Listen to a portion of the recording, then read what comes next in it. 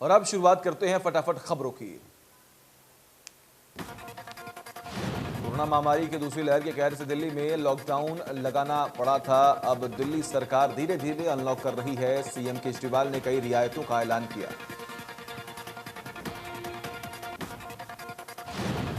CM Kejriwal ने कहा कि अब कोरोना की स्थिति काफी कंट्रोल में है। सीएम ने दिल्ली मेट्रो 50% क्षमता के साथ शुरू करने का ऐलान भी कर दिया।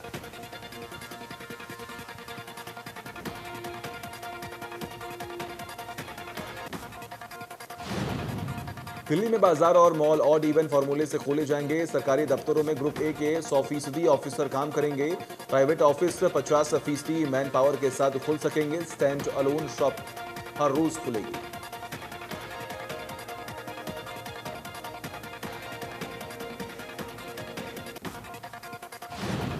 केजरीवाल ने कहा कि तीसरी लहर में कोरोना के मामले 37,000 रोजाना तक पीक मानकर तैयारी करेंगे। बेड, ऑक्सीजन, दवा और आईसीयू की कितनी जरूरत होगी, इसका आकलन किया जा रहा है।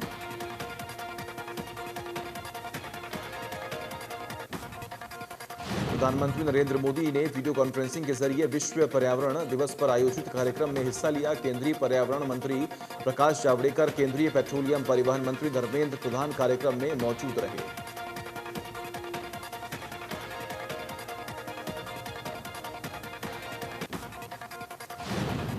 पीएम ने इथेनॉल को 21वीं सदी की प्राथमिकता बताया। इस साल के कार्यक्रम का विषय बेहतर पर्यावरण के लिए जैव ईंधन को बढ़ावा देना है। संबोधन से पहले पीएम ने देश के अलग अलग राज्यों के किसानों से इथेनॉल पर बात की।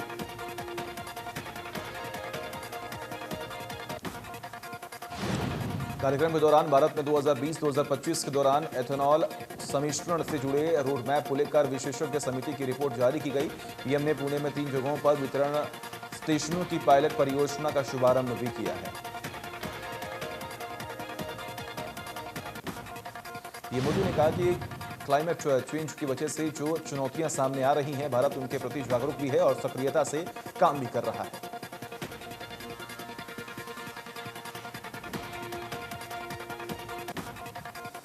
विश्व पर्यावरण दिवस पर मुख्यमंत्री मनोहर लाल ने करनाल के सेक्टर 4 में पौधारोपण किया। इस दौरान सांसद संजय भाटिया भी मौके पर मौजूद रहे।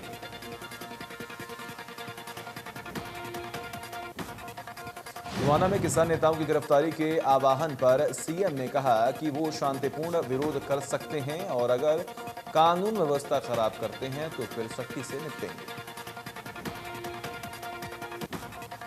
ब्लैक फंगस को लेकर सीएम ने कहा कि जिस गति से ये बीमारी बढ़ रही थी, अब ये कंट्रोल में है। जो दवाइयों का संकट था वो भी अब कम हो गया है। 8,000 के करीब इंजेक्शन मिल रहे और आगे भी मिलते रहेंगे। कुलदीप शर्मा पर पलटवार करते हुए सीएम मनोहर लाल ने कहा कि प्रधानमंत्री की योग्यता पर प्रश्न चिन्ह नहीं लगा सकते। उनकी योग्यता को कम न समझा जाए। वो दूरदृष्टि वाले व्यक्ति हैं, हर चीज का मूल्यांकन अच्छे तरीके से करते हैं।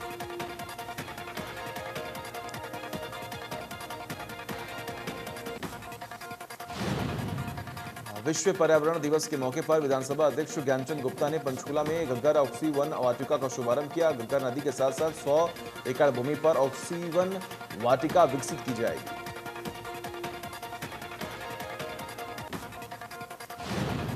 ज्ञानचंद गुप्ता ने लोगों से अपील की है कि हमें ज्यादा से ज्यादा ऐसे पेड़ लगाने चाहिए जो हमें ऑक्सीजन दें। कोरोना काल में हर शहर में ऑक्सीवन स्थापित करने की जरूरत है।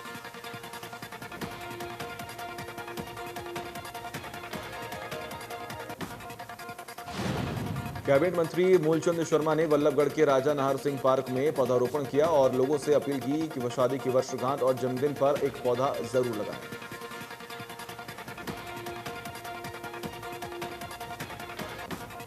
पलवल में विश्व पर्यावरण दिवस के अवसर पर वन विभाग ने पौधारोपण अभियान शुरू किया। वन अधिकारी ने बताया कि अभियान के अंतर्गत मानसून सत्र में जिले में 6,41,000 पौधे लगाए जाएंगे।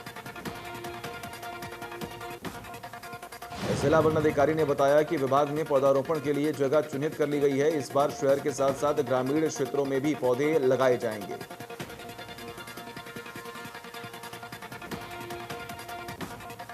विश्व पर्यावरण दिवस के मौके पर वल्लभगढ़ के अंबेडकर चौक पर ट्रैफिक पुलिस में ताऊ रहे एएसआई वीरेंद्र सिंह ने अपनी टीम के साथ पौधारोपण अभियान चलाया है।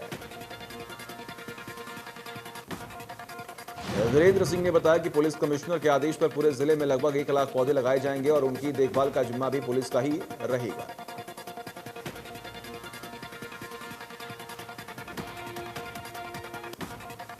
विश्व पर्यावरण दिवस के मौके पर फरीदाबाद की जेसी बोस YMCA यूनिवर्सिटी के कुलपति प्रोफेसर दिनेश कुमार ने पौधारोपण किया है और एक पौधा एक संकल्प अभियान का शुभारंभ भी किया है।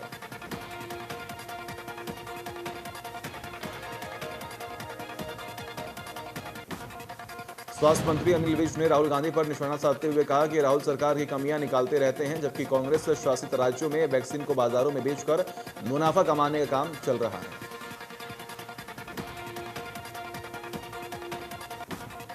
राहुल गांधी की सरकार पर दिए बयान को लेकर अनिल विज ने कहा कि राहुल से ये उम्मीद नहीं की जा सकती कि वो देशहित की कोई बात करेंगे। सरकार कोरोना से बहादुरी के साथ लड़ रही है, उनको इस बात की तकलीफ है।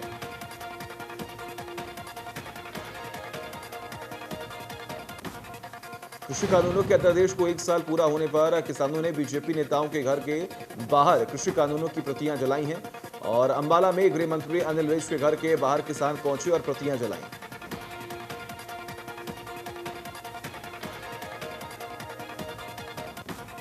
किसानों ने अंबाला शहर के विधायक असीम गोयल के घर के बाहर भी प्रदर्शन किया। इस दौरान पुलिस के पुख्ता प्रबंध देखने को मिले। डीएसपी ने कहा कि अगर कोई शरारती तत्व माहौल खराब करता है तो कार्रवाई करेंगे। फतेहाबाद में किसानों ने कृषि कानूनों की प्रतियां जलाई हैं और विधायक दुदाराम के कार्यालय के बाहर किसानों ने जमकर विरोध किया और जमकर नारेबाजी भी की है।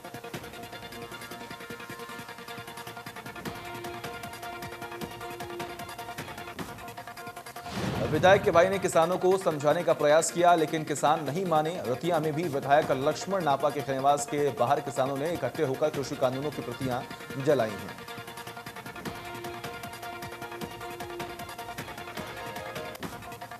कृषि कानूनों के विरोध में इन दलों ने लघु सचिवालय पर विरोध प्रदर्शन किया और कृषि कानूनों की प्रतियां जलाई।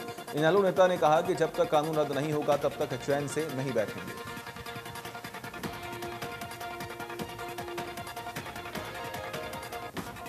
इंद्री में किसान नेताओं ने विधायक राम कुमार कश्यप के निवास स्थान पर पहुंचकर कृषि कानून की प्रतियां जलाई।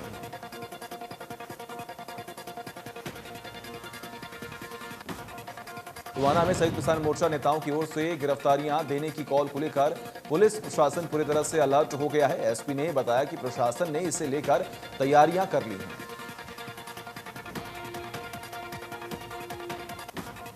एसपी ने बताया कि टोहाना में पुलिस फोर्स की 20 कंपनियां तैनात की गई हैं, जिसमें 2 कंपनियां रैपिड एक्शन फोर्स की शामिल हैं।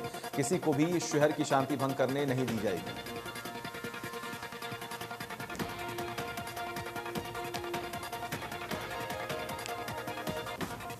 गिरते भूजल का संरक्षण करने के मकसद से प्रदेश सरकार ने कृषि एवं किसान कल्याण विभाग को इस साल भी फसल विविधीकरण योजना मेरा पानी मेरी विरासत को जारी रखने की स्वीकृति दी। योजना के तहत जो किसान धान की जगह बाकी वैकल्पिक फसलों जैसे मक्का, दलहन, मूंगफली, तिल आदि की बजाई करेगा, सरकार उसे प्रोत्साहन के तौर पर 7,000 रुपए की राशि भी देगी। संघ कृषि अधिकारी ने बताया कि योजना के तहत सभी वैकल्पिक फसलों को न्यूनतम समर्थन मूल्य पर सरकार खरीदेगी और फसलों का बीमा विभाग करवाएगा। जिसके सिरसा के कृषि विभाग के जिले में ब्लॉकों के कृषि अधिकारियों की मीटिंग हुई। मीटिंग में धान की रोपाई कम से कम करने पर चर्चा की गई। कृषि विभाग के उप निदेशक ने बताया कि सरकार के निर्देश के बाद मेरा पानी मेरी विरासत के तहत हरियाणा में धान की बजाय दूसरी फसल की बिजाई करने के लिए कृषि विभाग किसानों को जागरूक करेगा।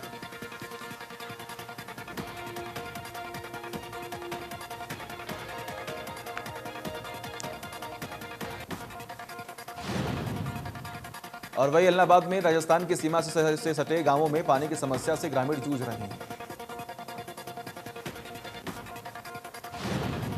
किसानों ने नहर में मिट्टी डालकर नहर बंद करने का ऐलान भी किया था।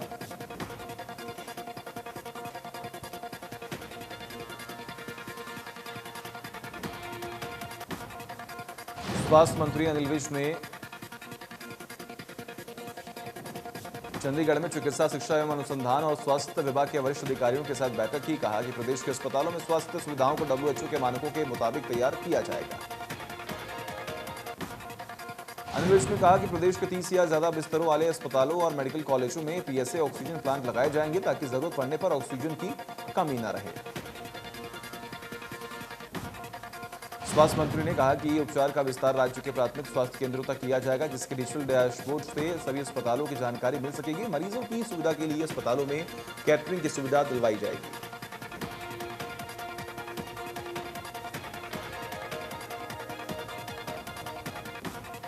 अनिल विज ने कहा कि संजीवनी उपचार की सुविधा 24 घंटे उपलब्ध करवाई जाएगी। 100 से ज्यादा बिस्तरों वाले अस्पतालों में टेस्टिंग लैब को अपग्रेड किया जाएगा।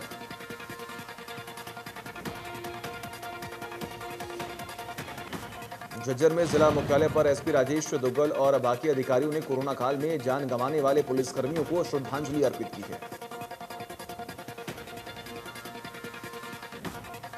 विभाग की तरफ से एसपी राजेश दुग्गल ने वहां मौजूद पुलिसकर्मियों और उनके परिवारों को मास्क और सैनिटाइजर बांटे। एसपी ने कहा कि सभी पुलिसकर्मियों को ड्यूटी के साथ साथ अपने बचाव का भी ध्यान रखना है।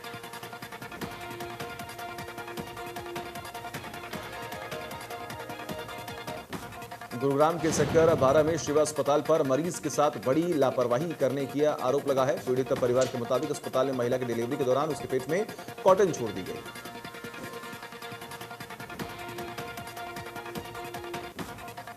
जिसके चलते महिला की हालत धीरे धीरे इतनी बिगड़ी कि उसके पेट में इंफेक्शन फैल गया। लगभग 6.5 महीने तक डॉक्टरों के चक्कर लगाने के बाद पीड़ित परिवार के सामने सच्चाई आई।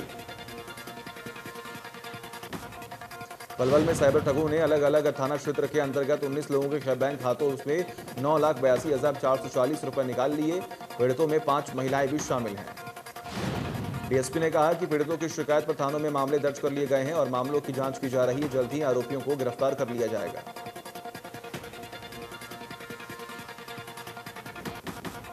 झज्जर के गांव चांदोल के युवक को चोरी से मछली खाने का शौक महंगा पड़ा।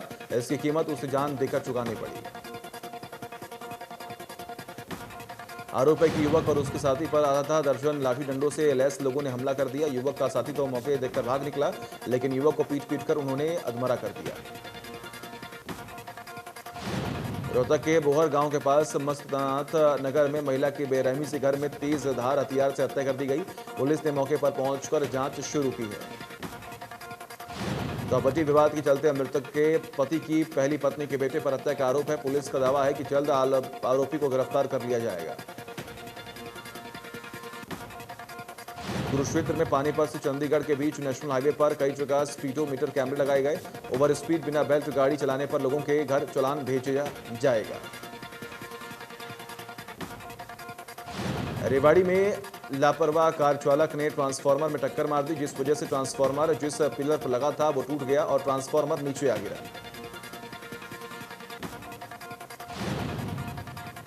हादसा इतना खतरनाक था कि आसपास के इलाके में भगदड़ सी मच गई, लेकिन फिलहाल किसी के हताहत होने की कोई खबर नहीं है।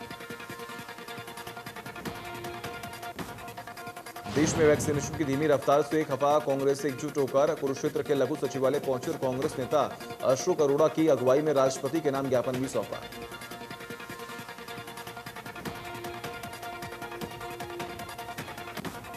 अशोक अरोड़ा ने कहा कि महज 3.75% लोगों को ही वैक्सीन की सेकेंड डोज लगी है। ऐसे में 140 करोड़ लोगों को अब कब तक वैक्सीन लगेगी और इससे बचाव संभव हो पाएगा या नहीं, ये बड़ा सवाल है। कांग्रेस प्रदेश अध्यक्ष कुमारी सैलजा के निर्देश पर पूर्व मुख्यमंत्री चंद्रमोहन और कांग्रेस नेता प्रदीप चौधरी की अगुवाई में कोविड प्रोटोकॉल का पालन करते हुए कार्यकर्ताओं ने पंचकुला में राष्ट्रपति के नाम उपायुक्त को ज्ञापन भी सौंपा। कार्यकर्ताओं की मांग है कि केंद्र सरकार को सभी नागरिकों का टीकाकरण सुनिश्चित करने के लिए नई टीकाकरण नीति लानी चाहिए और पूरे देश में सभी के लिए टीकाकरण मुफ्त होना चाहिए। सिरसा में कांग्रेस नेताओं और कार्यकर्ताओं ने कोविड वैक्सीन निःशुल्क लगाने की मांग को लेकर लघु सचिवालय सिरसा में प्रदर्शन किया और सीटीएम को राष्ट्रपति के नाम एक ज्ञापन भी सौंपा। वैक्सीन मौके पर कांग्रेस नेताओं ने केंद्र और हरियाणा सरकार के खिलाफ जमकर नारेबाजी भी की। कांग्रेसी नेताओं ने कोरोना से बचाव के लिए की गई व्यवस्था को फेल बताया।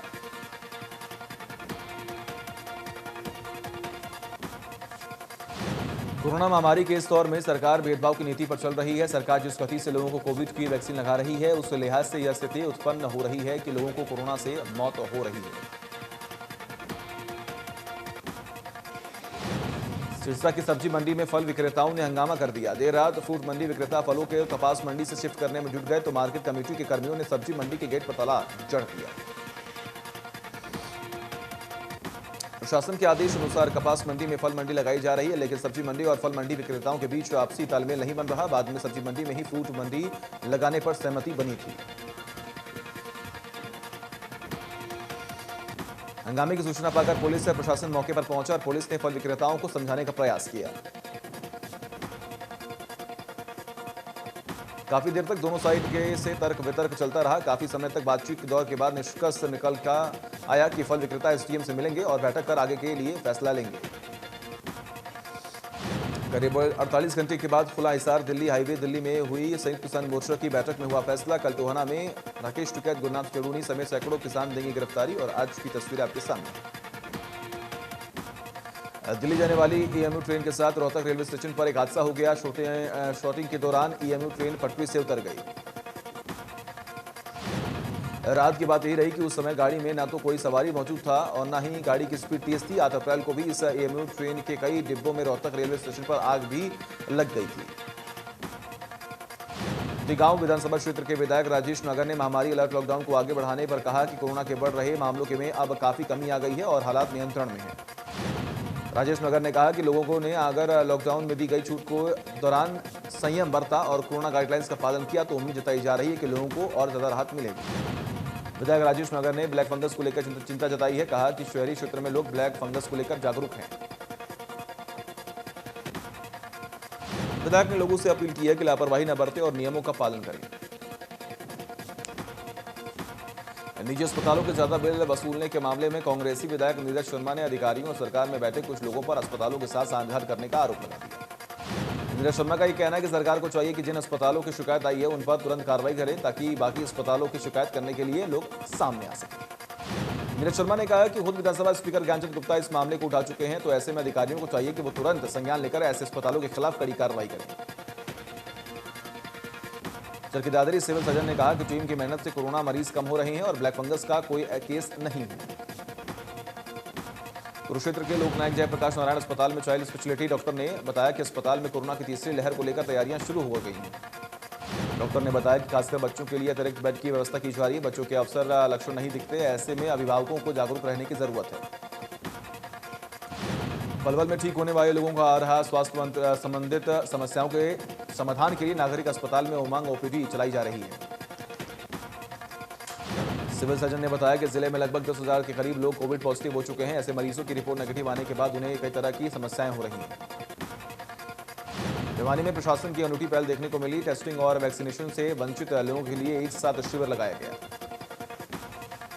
नगर परिषद प्रधान और पार्षदों के लोगों से कैंप में आने की अपील की गई। कैंप में बड़ी तादाद में लोग पहुंचे हैं। रेवाड़ी के सीएसटी कैंटीन के बाहर लोग नियमों की धज्जियां उड़ाते दिखे। सामान खरीदने के लिए करीब आधा किलोमीटर लंबी लाइन लगी। पूर्व सैनिकों का कहना है कि टोकन सिस्टम बनाया गया ताकि लोग मैसेज मिलने के बाद आएं, लेकिन समय पर जब मैसेज नहीं मिलता तो वो सुबह ही आ जाते हैं। कोरोना वैक्सीन को लेकर कांग्रेस सरकार पर हमलावर हैं। कोरोना की तीसरी लहर की संभावना को देखते हुए विधायक आफ्ताब अहमद ने सिटी मजिस्ट्रेट को राष्ट्रपति के नाम ज्ञापन सौंपा। आफ्ताब अहमद ने कहा कि तीसरी लहर से लोगों को बचाने के लिए रोजाना 1 करोड़ लोगों को टीका लगाना चाहिए, लेकिन रफ्तार बेहद धीमी है। कोरोना की तीसरी वेव को लेकर स्वास्थ्य विभाग ने पहले से ही कमर कस ली है। कल्पना चावला मेडिकल और सरकारी अस्पताल दोनों में स्वास्थ्य विभाग की तरफ से तीसरी वेव को लेकर तैयारियां शुरू हो गई हैं। सरकार ने कोरोना महामारी से अनाश्रित हुए बच्चों के लिए मुख्यमंत्री बाल सेवा योजना शुरू की है। सिरसा के उपायुक्त प्रदीप कुमार ने बताया कि इस योजना के तहत 10 वर्ष के कम आयु के बच्चे के लिए स्कूली शिक्षा के लिए नजदीकी केंद्रीय विद्यालय निजी स्कूल डे स्कॉलर के रूप में दाखिल की सुविधा प्रदान की गई है। निजी स्कूल में दाखिला के लिए पीएम केयर से आरटीआई के तहत फीस, वर्दी, पाठ्य पुस्तकों और नोटबुक की सुविधा उपलब्ध करवाई गई है। बीपीएल परिवारों के लिए सरकार का बड़ा फैसला। सरसों के तेल की एवरेज में हर महीने ट्रांसफर किए जाएंगे 250 रुपए। रादौर में अधिकारियों की रैकी करने वाले गिरोह के एक सदस्य को एसीपी ने गिरफ्तार कर लिया। व्हाट्सएप ग्रुप पर लंबे समय से खनन विभाग और आरटीओ विभाग की रैकी की जा रही थी। पकड़ा गया युवक गुमथाला का रहने वाला है, जिसे टीम ने पकड़ के पुलिस के हवाले कर दिया था। उसके पास से टीम को रैकी करने से पुख्ता सबूत मिले। एसएचओ ने बताया कि युवक खनन विभाग के अधिकारियों की रैकी करता था और उनकी लोकेशन की व्हाट्सएप ग्रुप में शेयर करता था। उससे पूछताछ की जा रही है। उसके साथ ही जो शामिल होंगे उन सबको गिरफ्तार किया जाएगा। सोनीपत गांव देवरू की महिलाएं इकट्ठा होकर एसपी आवास के सामने धरने पर बैठ गईं और पुलिस के खिलाफ जमकर नारेबाजी की। गांव देवरू की नाबालिग के साथ रेप मामले में सभी आरोपियों की गिरफ्तारी न होने के कारण पीड़ित परिवार पिछले 2 महीने से लगातार थाने के चक्कर काट रहा है। करनाल में कृषि विभाग ने 32 किसानों का 51 एकड़ फसल में समय से पहले धान रोपाई करने पर नोटिस दे दिया है। बहुत से किसानों ने नोटिस मिलने पर खुद से रोपाई की गई धान को नष्ट कर दिया, जबकि कई किसान अभी भी बाकी हैं। हिसार में जेल वार्डन की हत्या करने वाले सिरसा में जिला पार्षद की हत्या करने वाले आरोपी को झज्जर की पुलिस ने गिरफ्तार कर लिया। पुलिस के मुताबिक गुप्त सूचना के आधार पर पुलिस ने आरोपी को काबू किया और जांच जारी है।